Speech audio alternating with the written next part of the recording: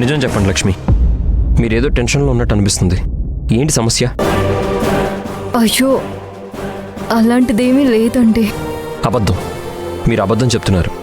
భోజనం చేసిన దగ్గర నుంచి చూస్తున్నాను, మీరు ఏదో విషయంలో టెన్షన్ పడుతున్నారు. అదేంటో చెప్పండి.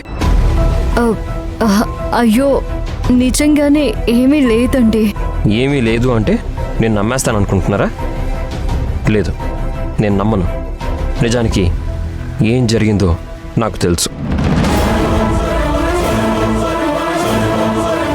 అదేంటో చెప్పనా? భోజనం చేసిన తర్వాత వంటలు ఎలా ఉన్నాయి అని మీకు చెప్పలేదు. దానికే కదా కంగారు పడుతున్నారు. ఇప్పుడు చెప్పనా? వంటలన్నీ అద్దిరిపోయాయి.